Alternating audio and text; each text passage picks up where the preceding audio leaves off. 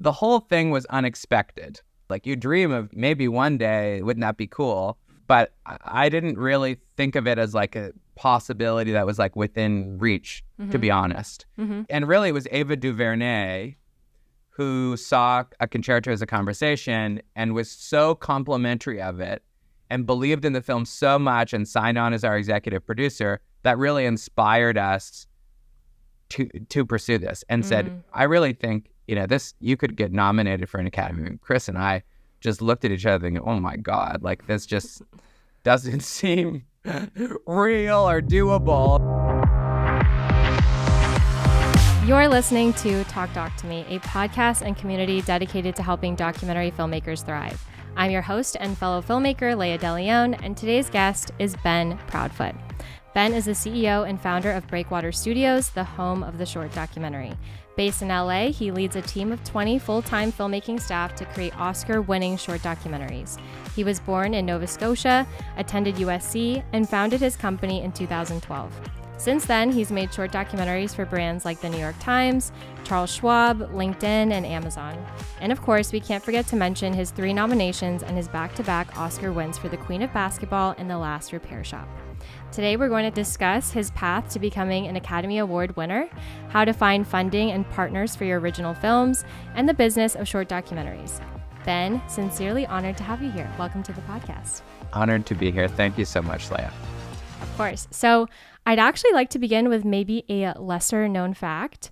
You were rejected from USC's film production program, and I want to take you back to that moment you opened up that rejection letter. Oh. How were you feeling in that moment? I remember it like, I think I was embarrassed, honestly, because it was like me versus my dad at that moment, where like I really wanted to pursue filmmaking. And at that moment, he was not, I remember him saying like, why would we support you financially in something that you have modest talents at? That's okay. What he said at the time, which maybe I did at the time, but it took me time to gain more skills. But I remember getting that letter, and I was so hopeful that I would get it, and I worked so hard on the application. And I remember specifically that the letter said, due to keen interest, there's a lot of keen interest from lots of people, we're unable to offer you a spot. But my life was changed because like someone at USC admissions, like I called up and this lady at USC admissions told me that I should apply also as an undeclared student. Loophole. And I got a great, like a half scholarship to USC as a university, but I didn't get into the school. So I attended USC as an undeclared student, and then I got rejected from production program again as a transfer, but I was accepted into the critical studies program, it was called at the time. It was like a theory program, and that was in the film school. So that's how I got into the film school, as I came in through the side door of the theory program, which was more or less pretty much similar to the production program. You found your way. Found my way in, but it was a very difficult moment opening that letter in my the kitchen in Halifax, for sure. What advice do you have for maybe other filmmakers that are dealing with rejection like that?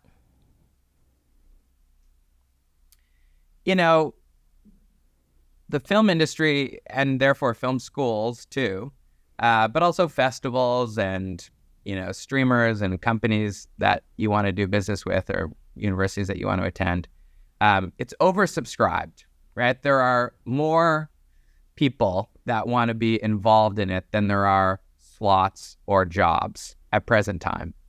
And so when you get rejected, which you will definitely get rejected many, many times. You will. You will. You have to remember that that's mostly because of the fact that it's so competitive and because there just aren't enough spots, not because of anything about you or that you're inadequate or that you didn't make the cut or any of those kinds of things. You really have to frame it as like, it's a really hard thing to do, and hard things are hard, and it's not a reflection on you personally. I think it's actually the most difficult thing to do is to deal with your personal demons and your personal doubt that you have, that you're kind of like meant to be in the film industry. But basically you're just you've just got to persevere. The people that find success in the film industry are certainly not the most talented, but all of them did not give up, right? They are the most stubborn people who did not say, you know what, maybe this isn't cut out for me. They are the most stubborn. So you just have to figure out, what do you need? What fuel do you need to keep going at all times? And what's discouraging you? And how do you reduce those discouraging people or conversations or experiences that make you say, I don't know if I want to pursue this, you know? Thank you for sharing that. And I want to dive into, you weren't always totally dedicated to documentaries. You did also make narrative films. So why have you decided to dedicate your life and your company to the art of short documentaries? Like, what is it about this form? Well, you know, when I first came to USC, I had no concept of pursuing documentary at all, let alone short documentary.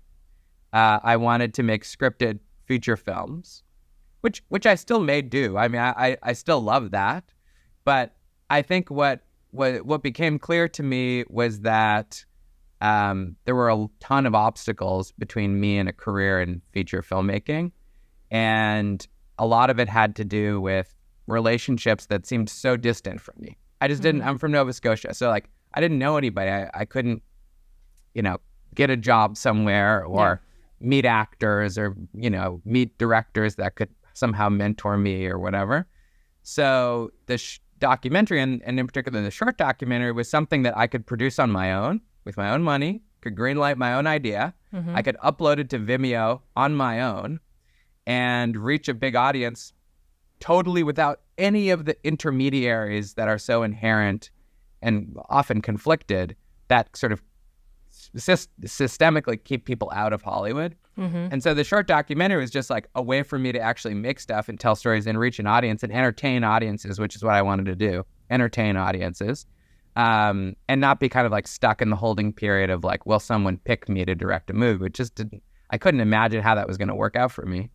And then when I started making short documentaries, I realized, my God, this format, which everyone has sort of set aside as a student format, this sort of less than, you know, mode of filmmaking for amateurs and people who can't afford to make real films, is actually the most exciting and democratic and powerful form of filmmaking that we have, because we can reach people and it's like the most internet-enabled format.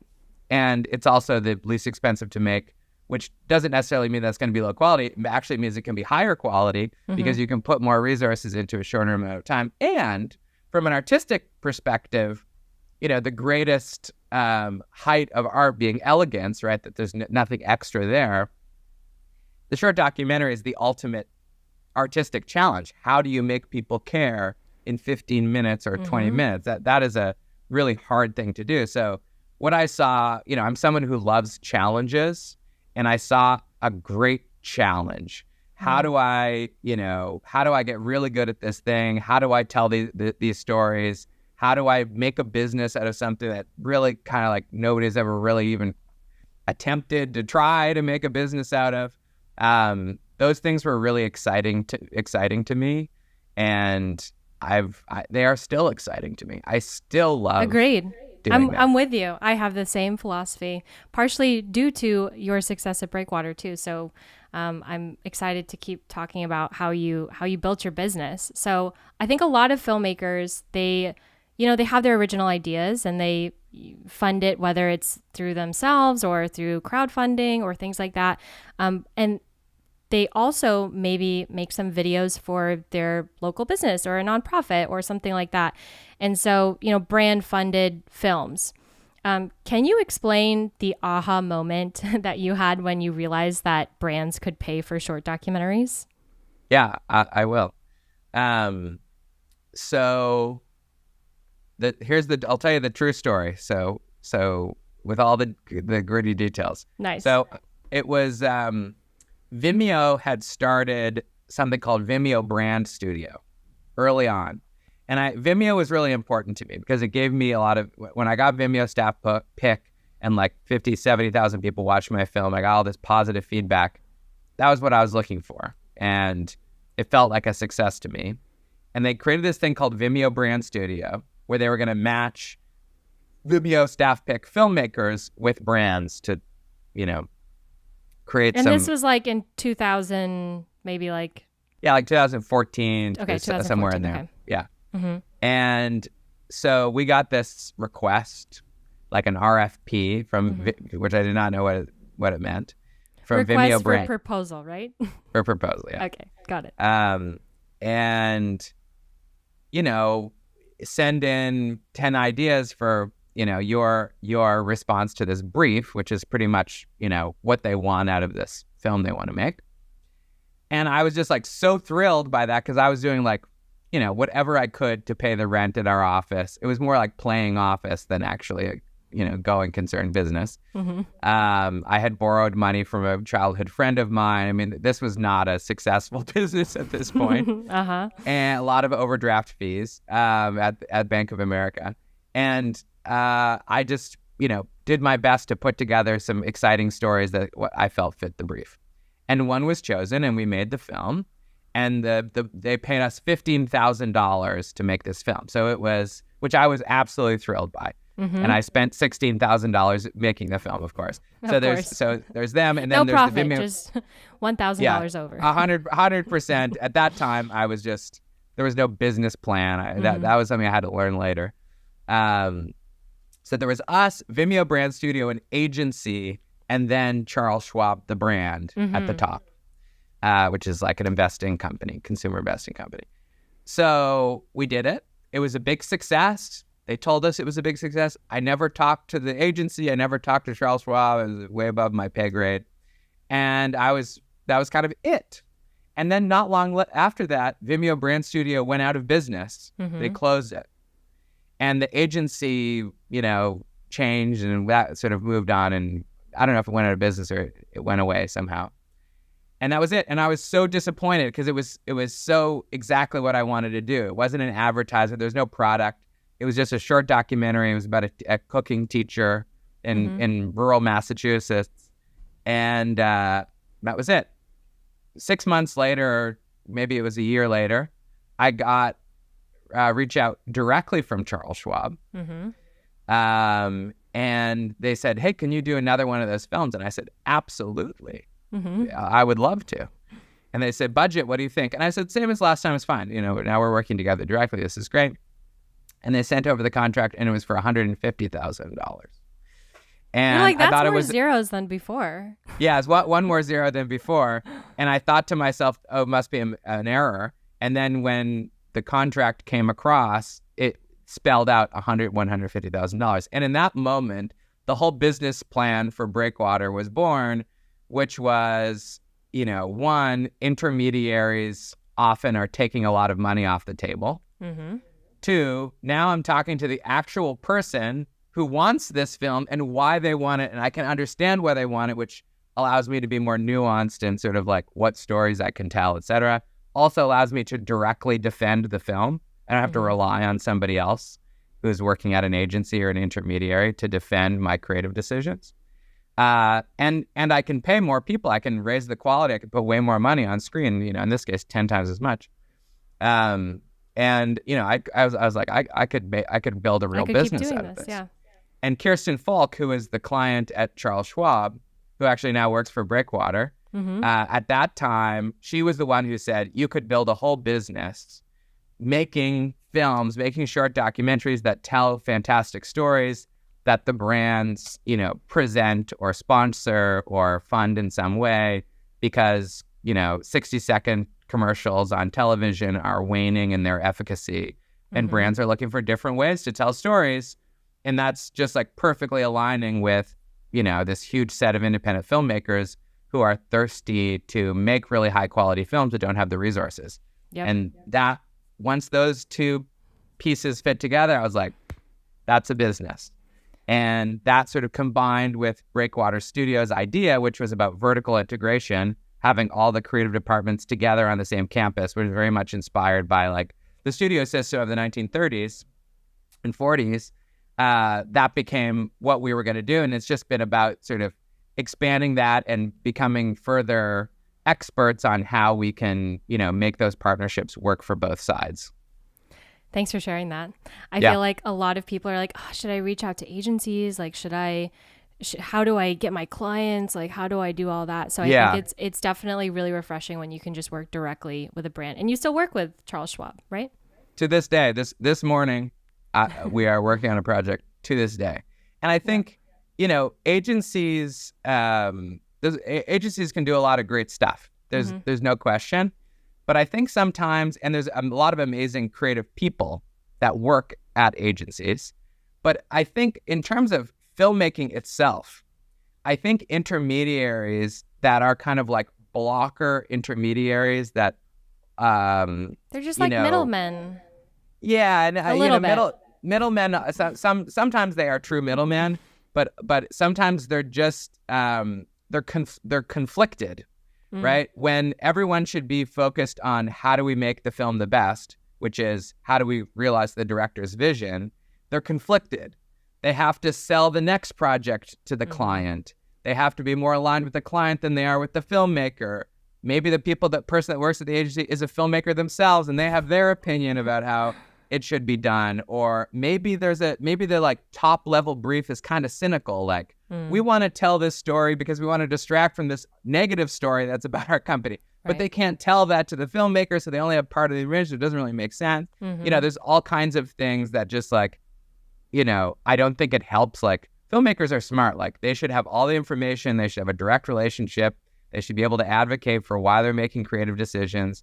And that's the reason I think why so much branded content, brand-funded filmmaking is bad, is because there are way too many voices and interests and conflicted voices in the mix, when it really should just be down to a filmmaker and their vision. So long as that core thing aligns with whatever the overall strategy is, that's what needs to be served. Hollywood knows that most of the time, not all the time, but the most successful subset of Hollywood studios knows that. Too many marketing cooks doesn't in the know kitchen. that. What's that? I said too many cooks in the kitchen, essentially. Too many cooks. But that's the marketing world. Yeah. You're seeing a collision of what we've figured out in the movie business over the last 100 years and what the advertising people have figured out in their side. And they're all about planning and approvals and plussing and storyboarding everything out to the T. And documentary filmmaking is about discovery and truth and, auteurship and whatever, and all these other things that are totally anathema to what marketing has done traditionally. And that's why it's really hard to get right. Yeah. And Breakwater started as a small company, as you said, and now you've grown to a big team. Looking back, what was the smartest thing that you did in those early years? And then also, what was like the biggest mistake or learning curve when you were trying to get to, let's say, like, you have 5 people on your team, but how did you get to here, from there to here? I mean, there's so many. The best decisions you make are always people. There's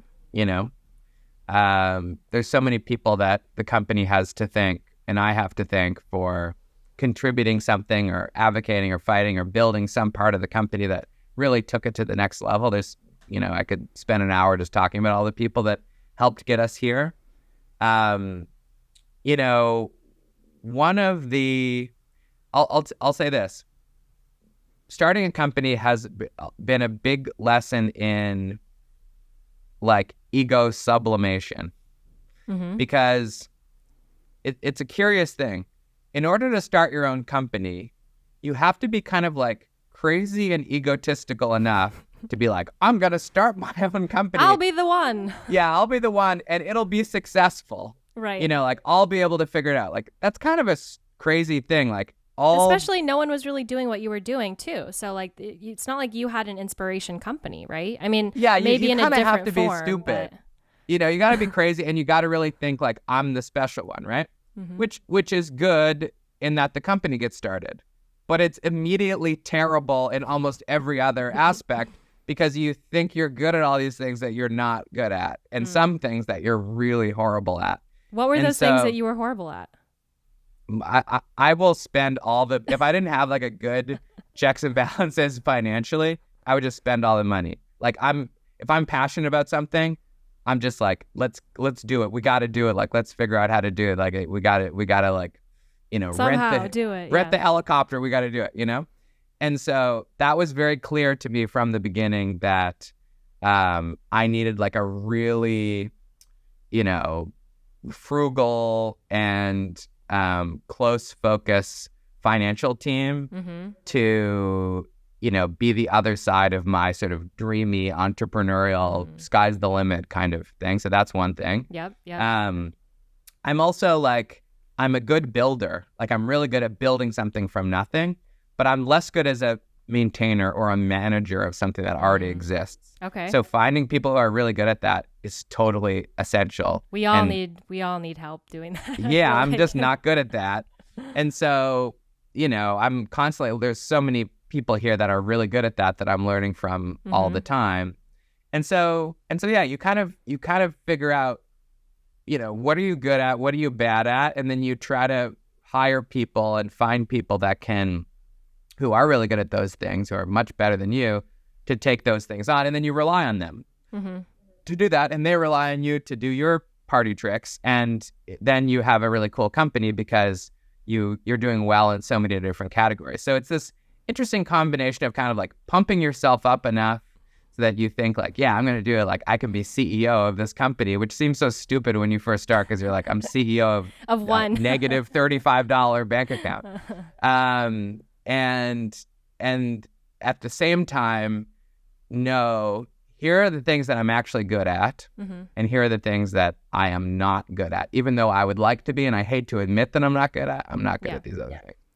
I think some people might be in the stage where maybe they're a freelancer or maybe they have a small company, but maybe they don't have the full resources to hire that next person that, could maybe handle their finances or, be the manager.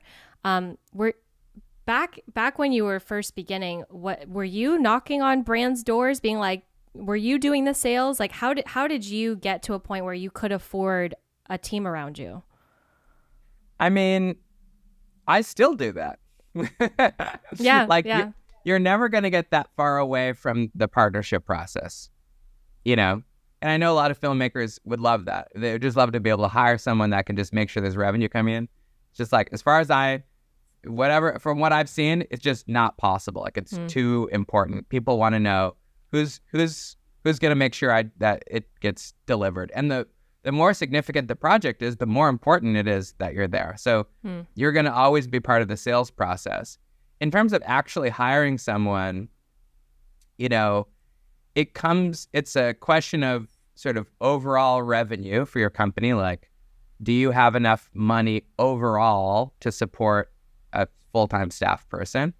And then also cash flow, like, do you have enough cash is it stable enough that you can consistently make payroll to that person? Because as you know, our business is super lumpy, right? Yep. Like, let's say you're a small production company and you have, $500,000 in revenue a year, right? You might get that in like 3 or 4 chunks throughout the year. And there might be moments, months, 6 weeks, 8 weeks when you're just biting your nails thinking to yourself, I'm not going to be able to pay rent. This is not good, etc.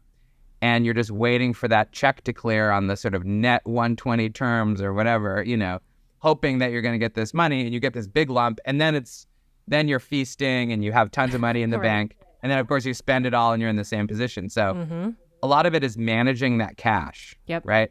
How do you do it? And some people, and this is assuming you're not independently wealthy or have some other source of money. If you're just starting out on your own and you don't have any, outside resources, how much debt are you going to take on? Do you want to take on debt? Like, since I was Canadian, I really couldn't take on that much debt from American banks. They didn't trust me. They're like, who is this Canadian guy?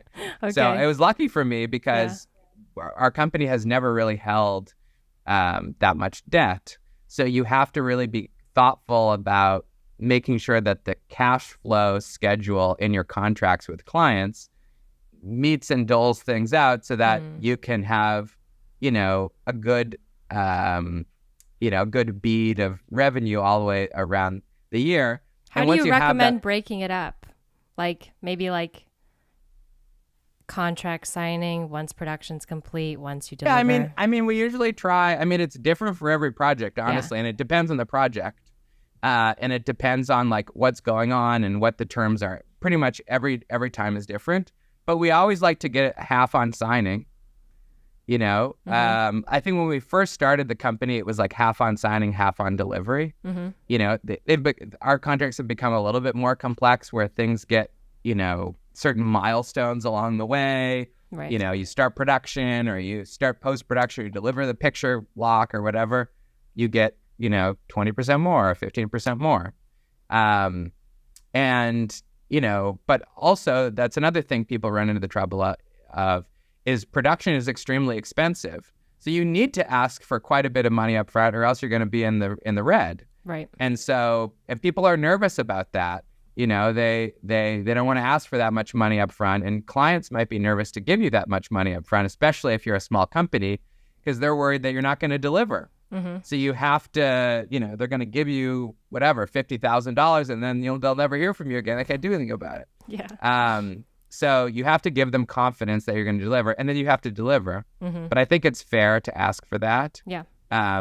But in terms of hiring people, that's what I was looking for, is like, this is another human being.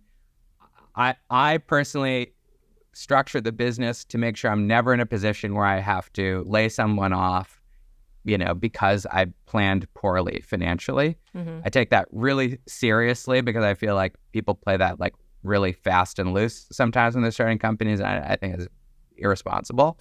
So I always try to think, am I sure that I'm adding this role to the company? Is it responsible?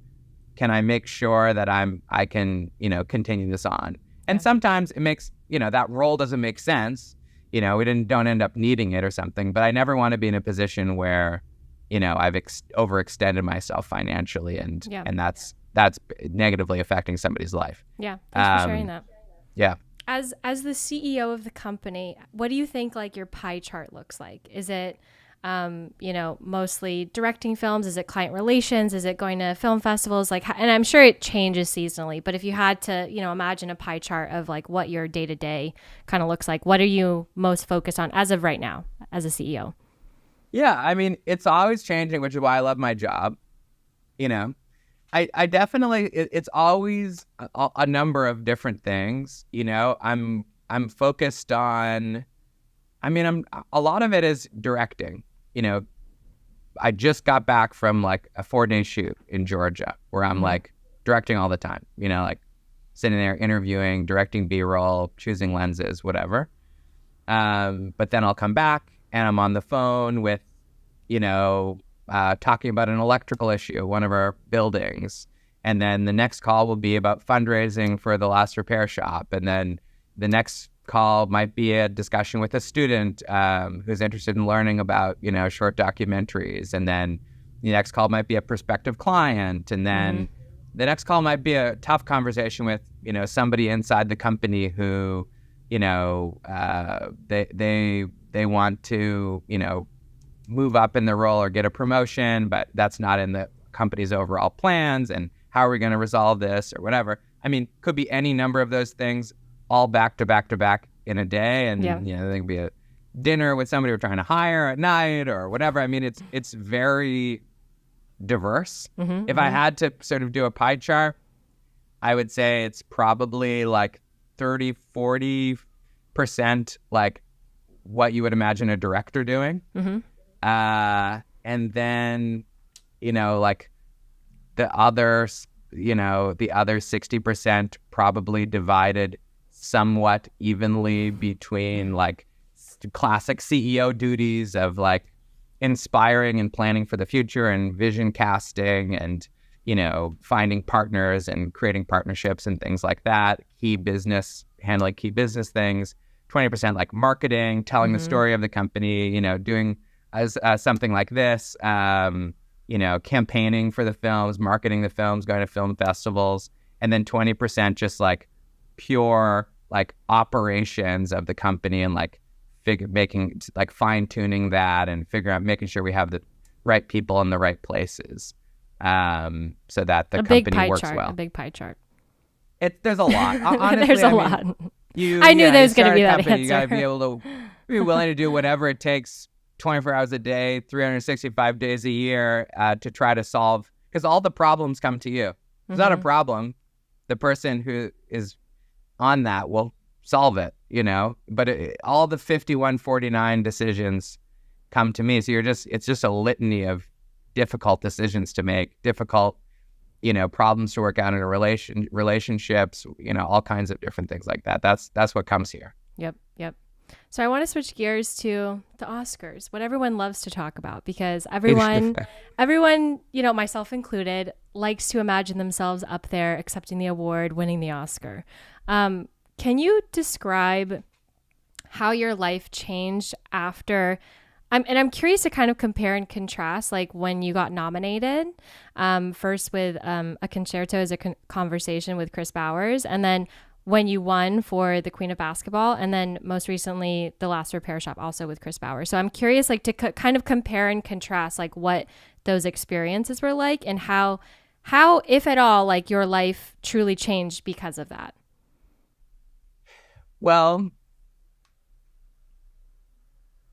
the whole thing was unexpected to begin with. Mm-hmm. I mean, it's the kind of thing that you just don't even envision. Like, you, of course, like you said, like, you dream of maybe one day, wouldn't that be cool?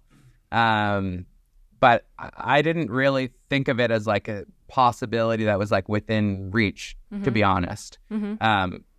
And really it was Ava DuVernay who saw A Concerto as a Conversation and was so complimentary of it and believed in the film so much and signed on as our executive producer that really inspired us to pursue this, and said, I really think, this, you could get nominated for an Academy. And Chris and I just looked at each other and, oh my God, like, this just doesn't seem real or doable, but like, if she says, she knows, Right. And she just really believed in us and, just took the time to explain to us, like, the Academy is, this is the Academy, and, the documentary branch votes on this. And, well, what I was going to say is, like, a lot of people have this dream of winning the Oscar, but then they never really look up, like, how do you logistically win an Oscar? Like, sure, like, we could talk all in all about, like, how to have an Oscar winning film. But, like, let's assume that you have an amazing film. That still doesn't mean that you are being considered. Like, at a very, like, high level, like, I'd love to discuss, like, what are the ways that somebody that has a finished film, let's just already assume it's amazing, how can they win an Oscar? Like, what are the logistics of it? So here are the logistics of it. So that for a documentary short film, that award is decided by, the nominees for that award are decided by the documentary branch of the Academy. So the Academy is, and these are rough numbers, but it's approximately 15,000 people. They're based all over the world, but largely in New York and Los Angeles. Mm-hmm. And of those 15,000 people, there's approximately 600-700 people who are in the documentary branch of the Academy. And documentary branch, very proud of the fact it's the most international, it's the most diverse, it has the most gender parity of any branch in the Academy. Mm-hmm. And they live all over the place, but also still tends towards New York and Los Angeles. And these are the people that decide. They are the ones that are assigned films to watch and consider and eventually vote upon. First, to get into a short list of 15 films that are considered, and then from those 15 in the short list down to 5 nominees. And then once the nominees are chosen, the whole Academy has the chance to vote on that category. Everybody in the Academy, all 15,000 people, everybody who votes can vote on the nominees in Best Short Documentary Film. So, but even to qualify, like, and I'll link in the show notes, like, the exact eligibility, but even to apply to be qualified, you basically either have to like win an award at like an Yes. Academy Award winning like festival qualifying thing, or you can have like a 7-day back-to-back. There's all these like Yes.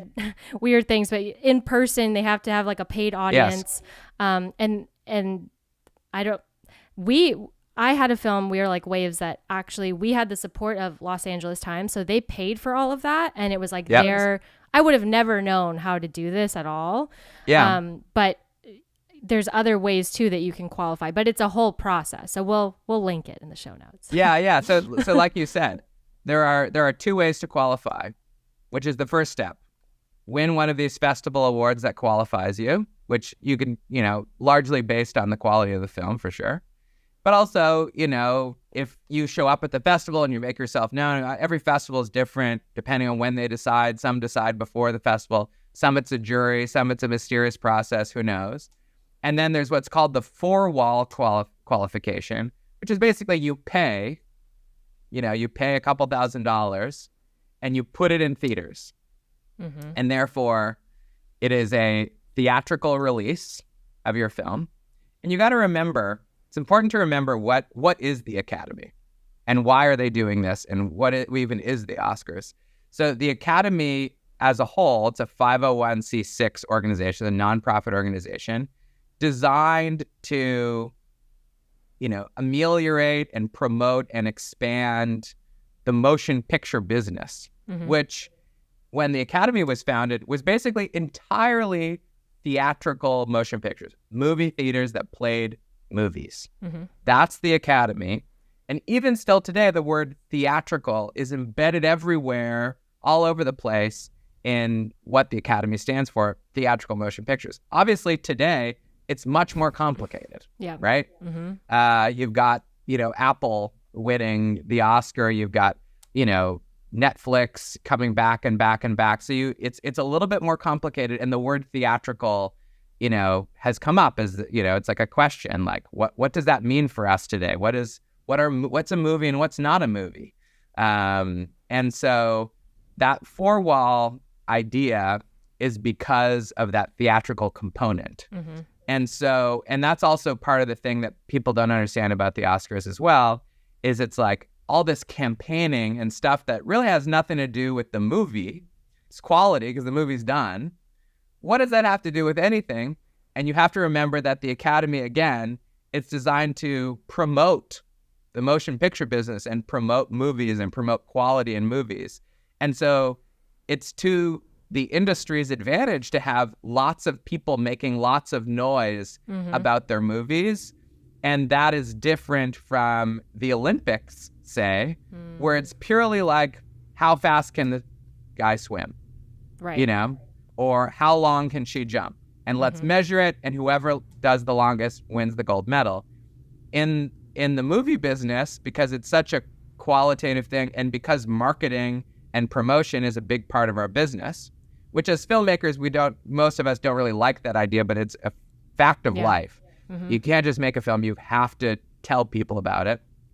These campaigns become an extension of the filmmaking process. There's even a branch for publicists and marketing in the Academy. It's part of our business. And so it's something that we forget about because we're so in tune with the filmmaking process ending when the movie comes out, but it doesn't. It keeps going. And so that's the part of the Academy Award process that you can have an impact on, is to make people pay attention to your movie and try to persuade them to watch it. You can't do much beyond that. But I think, there are many, many people in the Academy that abstain. They don't vote in the short documentary category because they haven't seen all the films.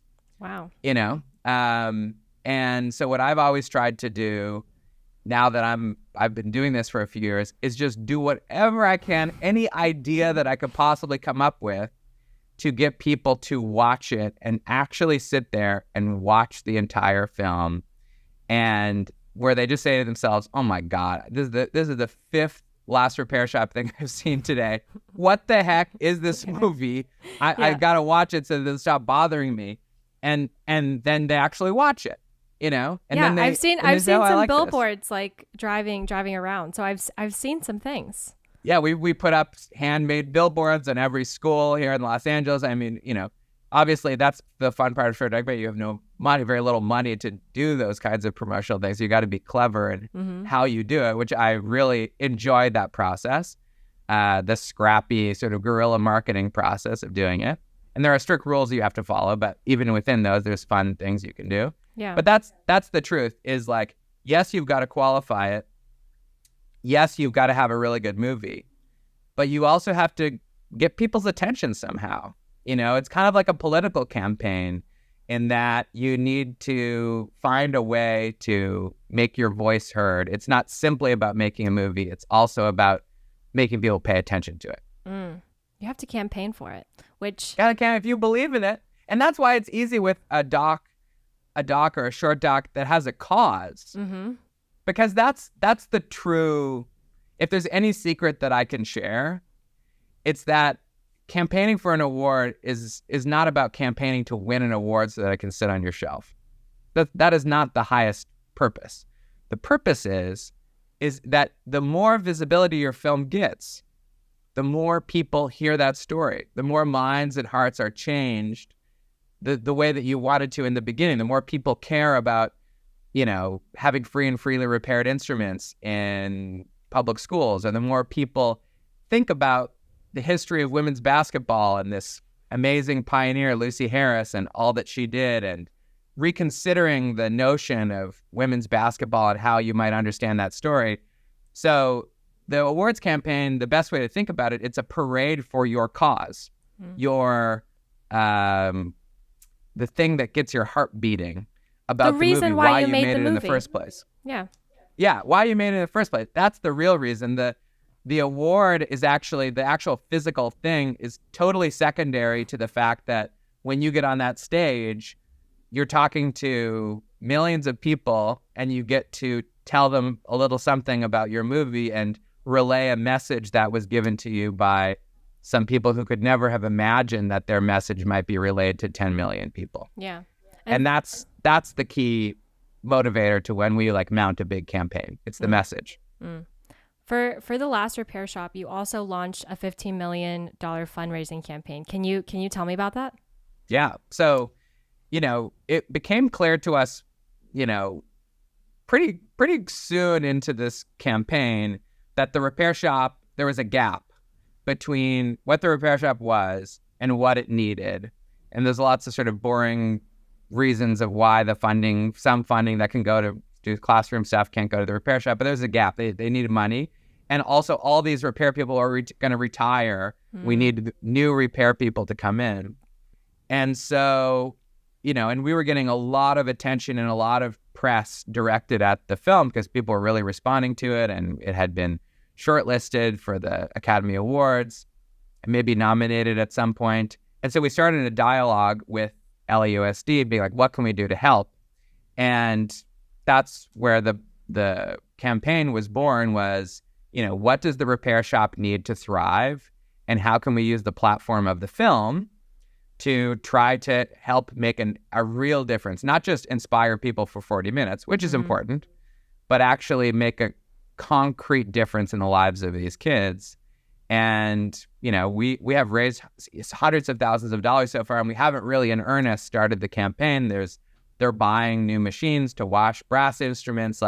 It's all from this short documentary. It's amazing. So that's what I hope filmmakers can take from it, is don't limit your imagination to what a short documentary can do. It can do anything. Anything a film can do, a short documentary can do. If you have a clear and compelling case for what you want to inspire people towards, and you choose something that inspires you, that you want to work on. Chris and I have been working on this project for longer than 5 years, and there's probably we'll probably work on this till we're dead, Yeah. In some capacity or another, because we've chosen something that's meaningful to us, that we believe in, that isn't just a temporary interest. It's fundamental to who we are.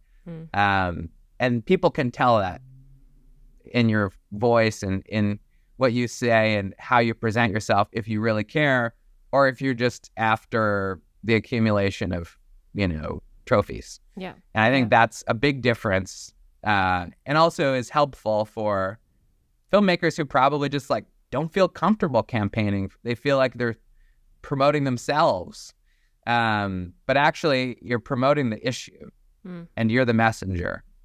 That I think is a productive way of sort of dealing with the whole Oscars or Emmys or awards world. And people can still donate to the campaign right now, right? They can. thelastrepairshop.com. $1, $5, anything you can contribute, it'll go directly to the four walls of the repair shop and helping them upgrade the capital infrastructure of the repair shop.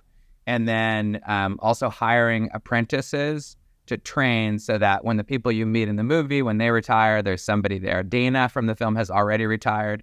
So you can see that it's a dying breed of people, these, master instrument technicians. So we need to replenish the group.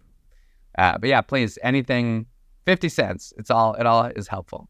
Love it. And finding funding, our last topic is finding funding for your original documentary.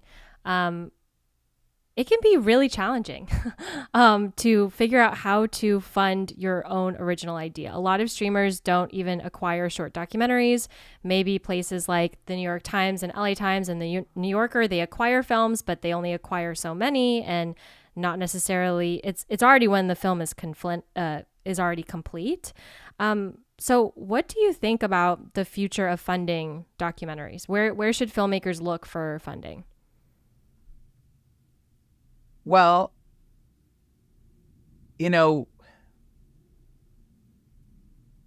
films are interesting in that how much they are worth is totally, subjective. You read stories of films getting bought for $5 or $10 or $20 million from film festivals, right? And why is that movie worth so much money? It's like, what's the reason? Well, I guess the people that bought it really, really like it, think it could have a broad appeal, especially in this sort of universe of subscription based. There's a broad commercial appeal. A lot of people might like that, right? Maybe it's because there was competition. Multiple companies were after that movie, and they had the resources to have a bidding war of some kind, and that drove the price up or whatever. I mean, there's a lot of different market factors that create a price. But I think as people who care about short documentaries, what I have noticed is that the price of acquisitions and licenses is way below what it should be, like drastically below. And it's not the fault of the people who are, sending you the paperwork to do it. It's really the fact that, there's just haven't been that many advocates for short documentaries to help people explain to audiences what a short documentary is. These companies that distribute movies and television shows to people are trying to give the audience what they want. But audiences don't know what short documentaries are. I mean, even still, I have like friends of my mom who, they'll see one of my films, or my mom will send something to them and they'll say, "Oh, it's wonderful. I can't wait to see the whole thing." That's the reaction to the short documentary. And I think that is the whole thing. That's the whole film. They say, "Oh, but it was only 40 minutes long." Yeah, well, it's called a short documentary, and they don't understand it. So that's our problem, is that we need to create a category and create a product, and then people have to want it and demand it and anticipate it.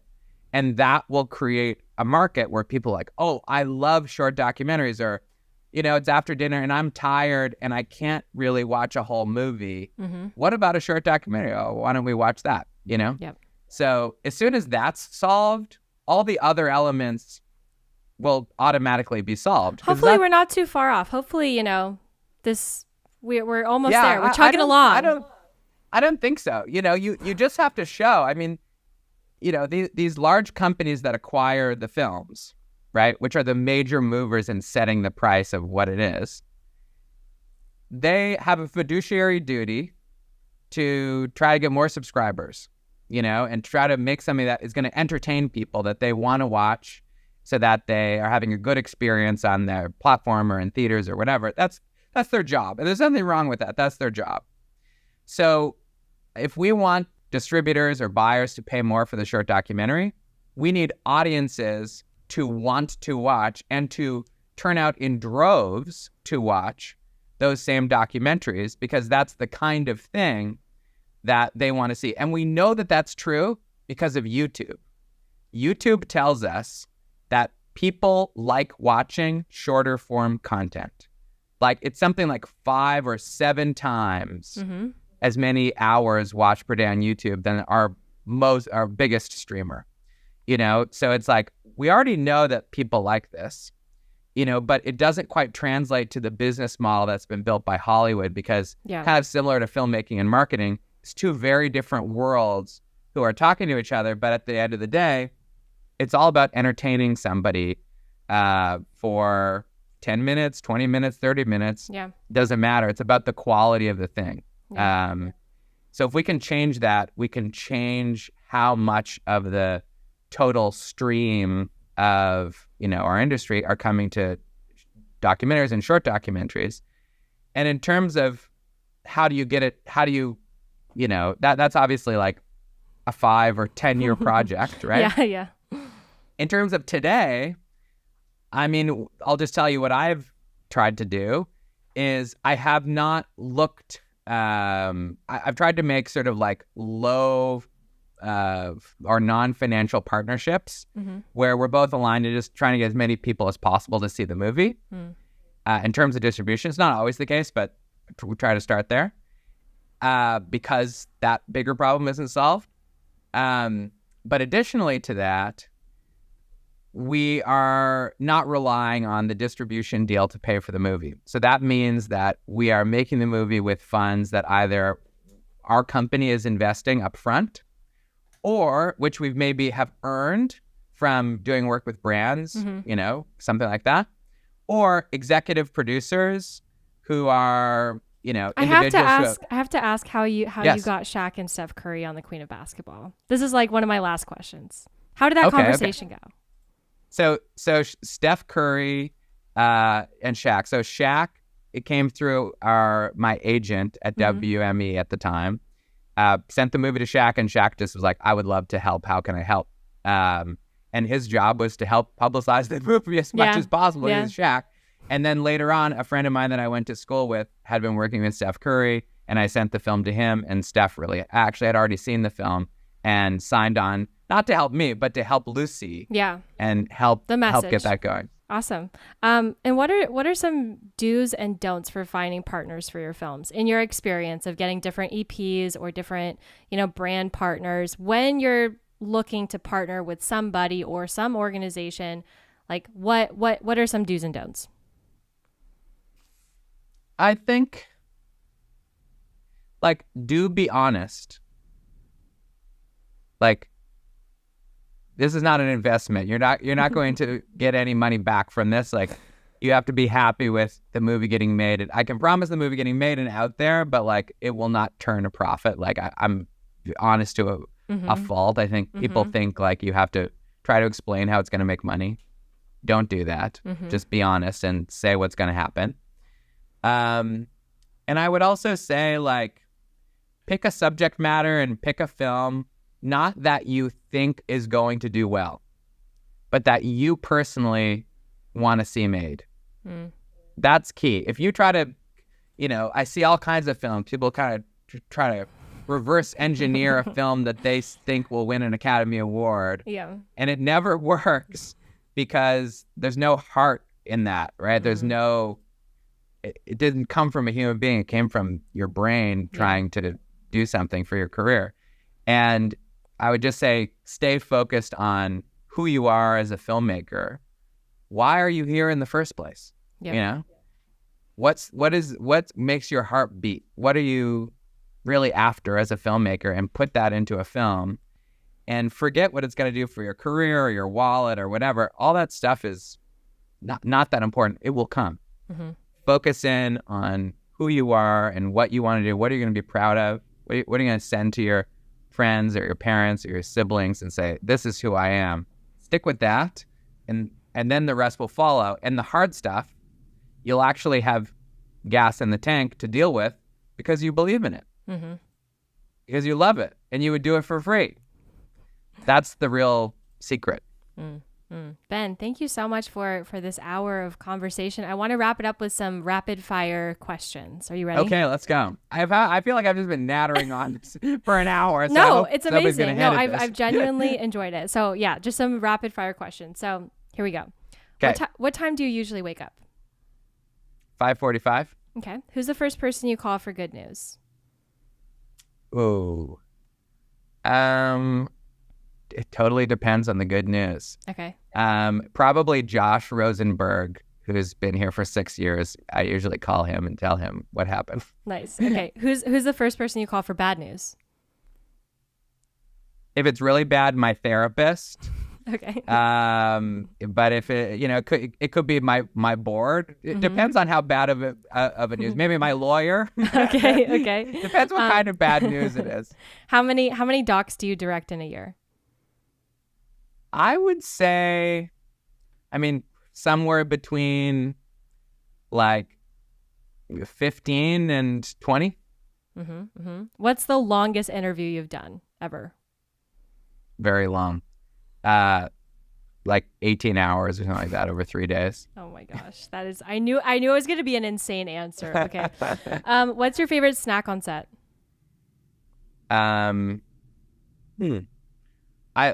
I never allow myself to eat it, but I like plain Lay's potato chips and a Diet Coke. I would love. That's my favorite snack.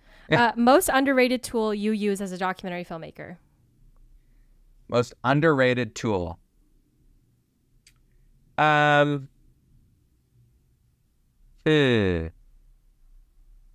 What's underrated? I feel like a lot of it, like Interrotron, I feel like that's pretty well rated. People know about the Interrotron. I would just say sound, post-production sound. People do not, an original score, let's recorded live. People do not put the money and time into sound and music. They just don't. I think it's usually because people have run out of money, but they also don't understand post-production sound as well as they could. And I was blessed with close friends that worked in that industry that I still work with, who told me, who explained to me the importance of these things. And I just learned that. And I've always put a lot of time and attention into post-production sound. I'd say that's the most underrated. All right, last two. What's a trend you're tired of seeing in the doc space?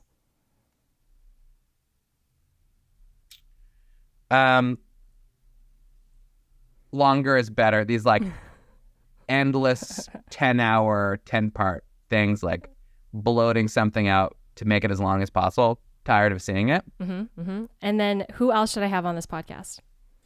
Ooh. Have you had Rika Zitabchi? She won the Academy Award for Period End of Sentence. I believe she's the youngest director ever to win an Oscar. All right, would be epic. That's who I recommend. Amazing. Well, thank you so much, Ben, for this time. And that's a wrap on today's episode. So thank you so much for listening and or watching. Leave us a review, tell your friends, and we'll see you on the next one. Awesome. Thank you, Leah.